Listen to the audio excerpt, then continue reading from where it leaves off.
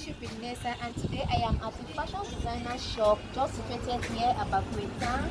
You can see in front of me we have work designed by this very designer and also beautiful designs behind me. Come with me as you meet the creative hands behind this artifice.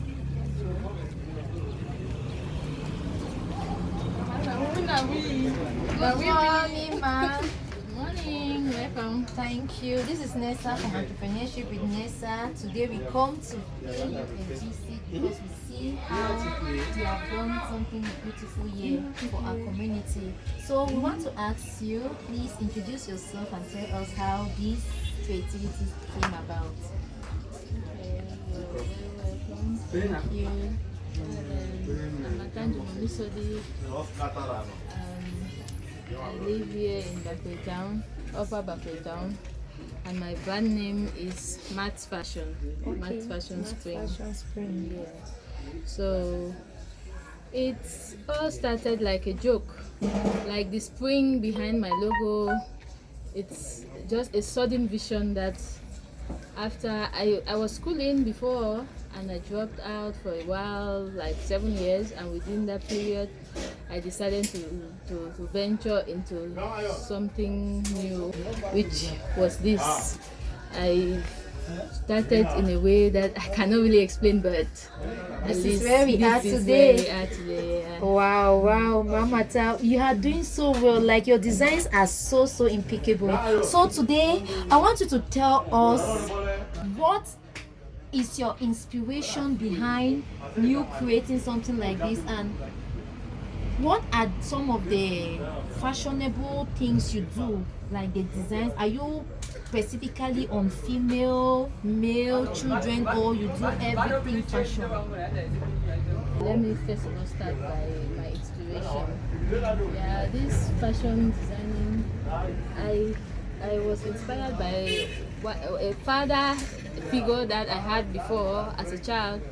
He was doing fashion designing there. We called him tailors and things like that. Yes. Yeah, I know that maybe I'm not up to the fashion designing and designer level, but my work is speaking for me, and doing my work and people appreciating it is a big inspiration to me, and people too, other young designers are looking up to me. So I'm just doing what I like to do because I did teachers training too. Okay. So while I was in school, I used to do dresses for my colleagues, for my classmates and things like that. So wherever I've worked, whether in schools that I thought I was sewing for them, I was doing things. So it just makes me keep going, Improving and growing. Yes, and I'm very open to learning new designs and upgrading my fashion skill. Yeah. Okay,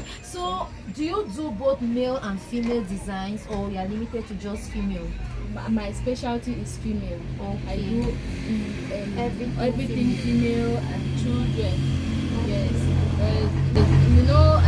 In the fashion field, when you are based in one domain, like if you are in the female, you are doing the female, just the female, you concentrate only on the female, you do more, you do best.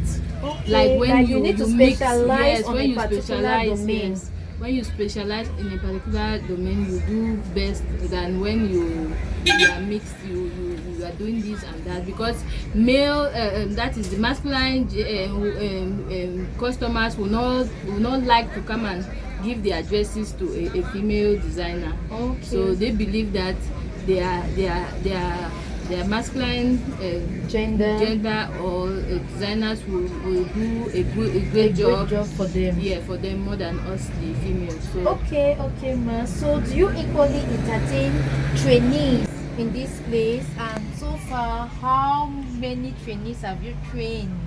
I've trained about 6 so far. Okay. So but the problem I have is that the trainees nowadays, children are not patient They're not enough patient enough to to learn. learn. When they learn 1 or 2 styles, They are gone. they are gone. They want to be on their own. So you find them out there doing things, and that doesn't reflect their mentor. What they actually learned. And if they were patient enough, yeah, they'll at least grab more. Okay. So I've trained some, like the 6 that I've said that I've trained.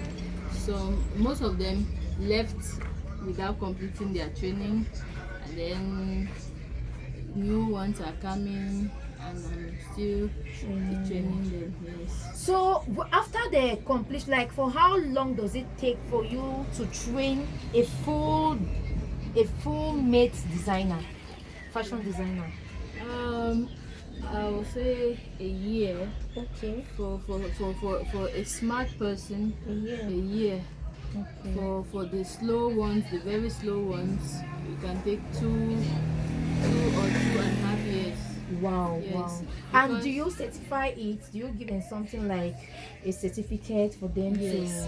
to? I give them for the ones that will fully complete their training. Their session. Yes, I will give them certificates, and I might retain some, because as the industry is going to, You need people that you can be working with. the manpower, to need the manpower. So subsequently, I'll get someone that will really like to stay with me, and I'll keep. Oh, I can also see a beautiful lady here. So please, do you mind telling us, are you a trainee or are you already into the designing field? And so far, what have you learned from Mamata? Joy, and I'm a trainee. I've been here for 4 months now, and I can say the work here is flexible and it's easy to understand, especially when it comes to her, because she really takes her time to explain detailedly, and she always gives me tasks for me to carry on, for her to assess if I'm doing the right thing or I'm going off track. So that's why I said the work is flexible enough. Yes. So she's a good teacher. So I want to ask, are you a graduate or you just choose to come and learn this? Or are you a student? Are you still in the process of I applying this? graduated 4 years ago in the University of Oyo. Wow. I studied political science and specialized in international relations. Okay. So, but the question would be, why did I leave this to come here? This has always been a dream for me. Like a passion, Like a burning. passion, yes, Yeah. like a burning passion. Because, as I said, I graduated 4 years ago, so I could have done So many so many other things. So, yes, I did them, but this is where my dream, my life, my joy comes from. Okay. Thank you so much. So, Mom, I don't know, do you have something to tell the younger generation out there about skills acquisition and not just depending on their certificates from school and all that? Okay, to my young ones out there, it's not only about the certificates, it's not only about the how far you go with your education. It's good to always try to empower yourself in whatever way that you feel that that is something you love to do. Try as much as possible to do it, because in that domain you excel, because what you love doing, if you want to do it, you see that you are doing your best in it. What you love doing, if you want to do it, you see that you are doing your best in it. Because if I just sat at home, that no, maybe I've gone Concentrate to on teaching, the salary would not have taken me anywhere. But because I discovered that I love this thing, I love dressmaking, I love dresses. Because it was not only the dressmaking I love, I had other things I love, but I saw that this particular thing is what makes me happy, what I can do it best. And whenever I'm on my machine, at times I don't even feel hungry, like I don't want to go somewhere.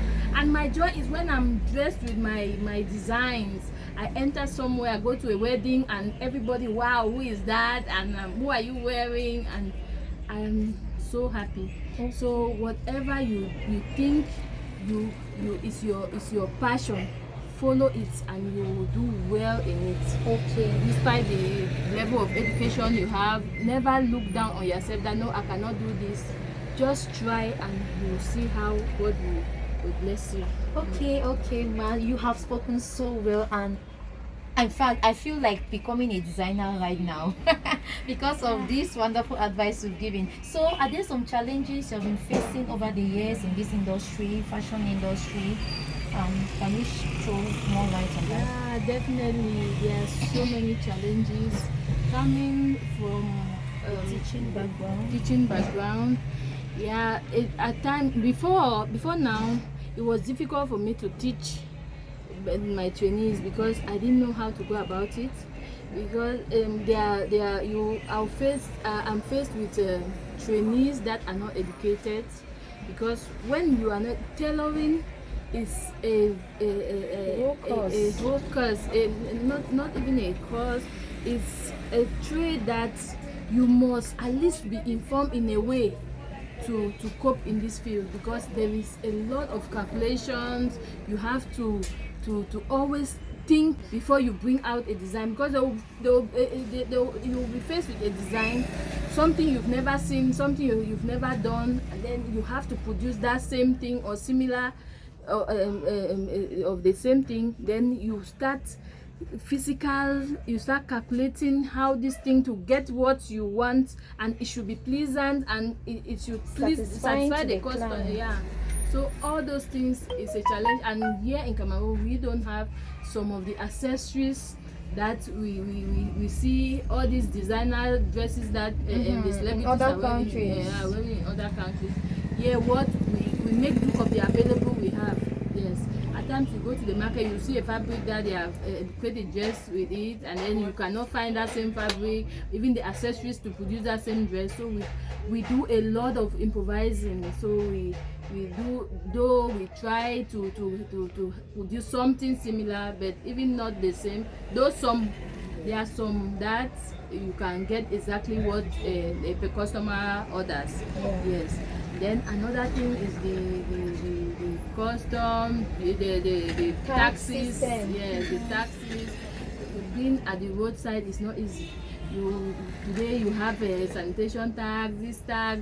The taxes are too many with the rentage, so all those things too hinders. Yeah. In essence, creativity, tailoring needs your creativity. You need to be so creative, and you think outside the box to come up with something beautiful and unique.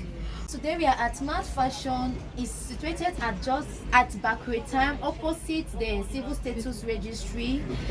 You see a building there, and the very first shop is Mad Fashion. Anything fashionable for ladies, you can always get it. Yes, so fascinators too are being produced here. So please come and learn, and also come and do your beautiful dresses here at Mad Fashion. It is a wrap for this edition. Until our next edition, remain blessed and